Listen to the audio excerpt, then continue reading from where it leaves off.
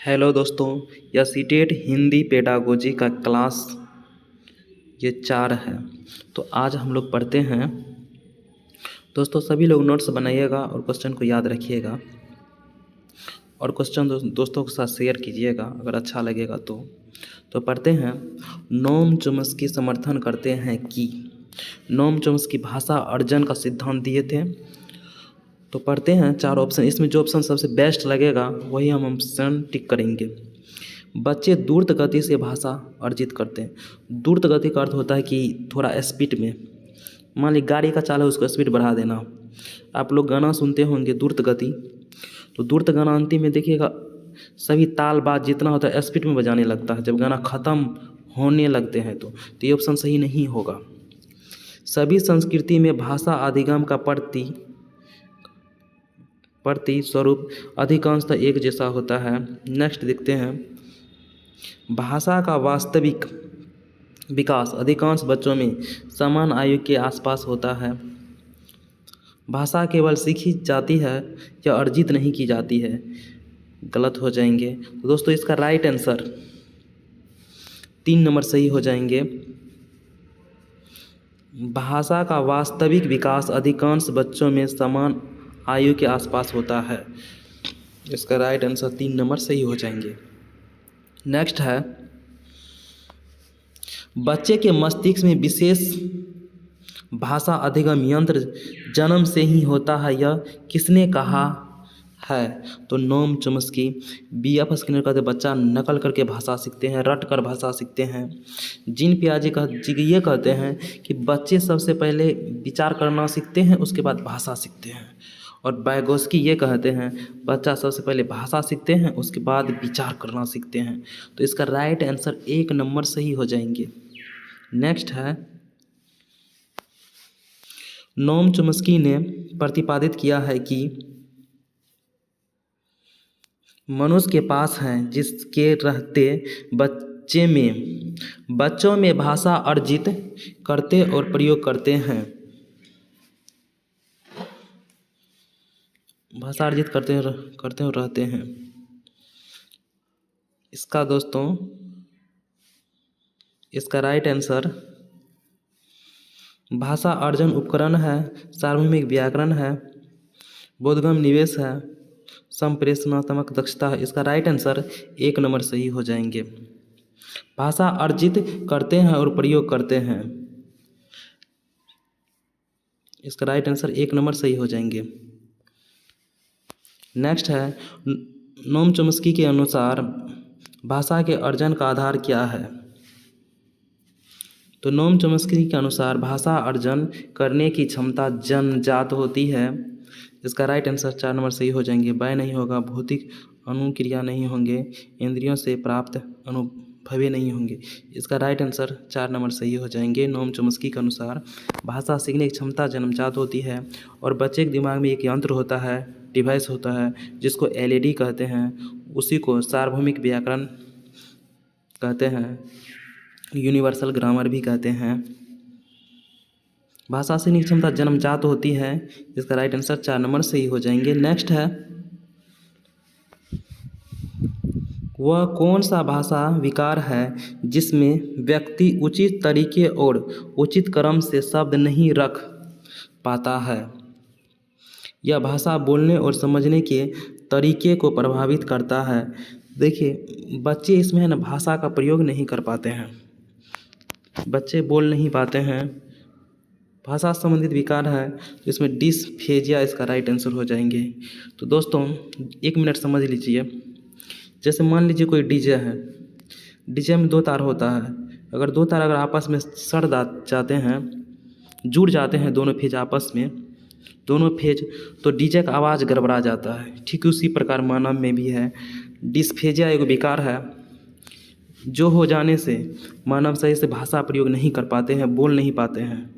तो डीजे से समझिएगा डिस्फेजिया, दोनों फेज सट गए हैं तो बच्चा भाषा का प्रयोग नहीं कर पाते हैं। इसका राइट आंसर 2 नंबर सही हो जाएंगे। डिस्प्रेक्सिया, डिस्प्रेक्सिया का अर्थ यह होता है डिस्प्रेक्सिया यानी कि क्या है, आदमी है ना कपड़ा को प्रेस नहीं कर पाते हैं। कब नहीं कपड़ा को प्रेस कर पाएंगे? जब वह शरीर का नियंत्रण नहीं बना पाते हैं, शरीर को नियंत्रित नहीं कर पाते हैं, तो डिस्प्रेक्सिया हो जाएंगे।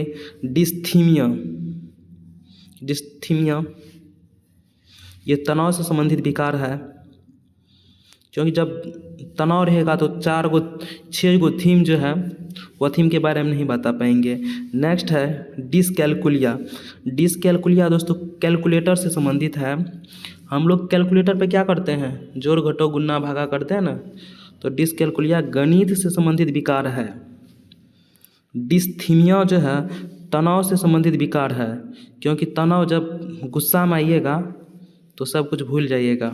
डिस्फेजिया, फेज है ना, दोनों फेज डीजे का अगर सट जाए तो आवाज़ से संबंधित विकार है, भाषा से संबंधित विकार है। और डिस्प्रेक्सिया, प्रेस यानी कि आप प्रेस नहीं कर पाइएगा, कपड़ा को प्रेस नहीं कर पाइएगा। कब? जब आपका शरीर का और हाथ का संतुलन जब नहीं प्राप्त रहेगा तो नहीं हो पाएगा। शारीरिक संतुलन से संबंधित विकार है डिस्प्रेक्सिया। दोस्तों इस 4 ऑप्शन को आप समझ गए होंगे, अगर नहीं समझे तो वीडियो को फिर से देख लीजिएगा। नेक्स्ट है लिखने में कठिनाई होना, डैश से संबंधित है। डिसलेक्सिया है तो पढ़ने से संबंधित विकार है, डिसकैलकुलिया है तो गणित से संबंधित विकार है, और डिस्फेजिया है, डीजे का फेज आपस में सट जाएगा तो भाषा का प्रयोग नहीं होगा, डीजे बज नहीं सकते हैं। दोस्तों इसका राइट आंसर लिखने संबंधी विकार है ना, तो हम लोग लिखते कहाँ हैं, ग्राफ पेपर पर। ग्राफ पेपर पर लिखने का काम करते हैं, तो जब लिखने संबंधित विकार होगा तो समझ लीजिए ग्राफ पेपर, डिसग्राफिया। इसका राइट आंसर 2 नंबर सही हो जाएंगे। नेक्स्ट है पठन को प्रभावित करने वाली अधिगम विकलांगता है। लेखन वैकल्य लिखने से संबंधित होता है, गुणन वैकल्य डिसकैलकुलिया संबंधित होता है, आचरण वैकल्य डिस्प्रेक्सिया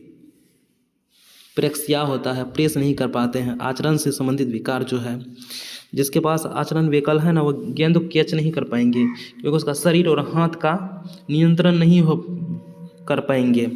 इसका राइट आंसर पठन वैकल्य सही हो जाएंगे। नेक्स्ट है एक ऐसा गत्यात्मक वैकल्य जो ध्वनि पैदा करने के लिए जीभ और होंठ के समन्वयन को प्रभावित करता है कहलाता है। डिस्प्रेक्सिया, हम लोग है ना, जैसे डिस्प्रेक्सिया जिसको होगा ना वो शरीर को एक्सप्रेस नहीं कर पाते हैं, यानी कि शरीर और हाथ का संतुलन नहीं बना पाते हैं, जिसके बाद डिस्प्रेक्सिया रहते हैं।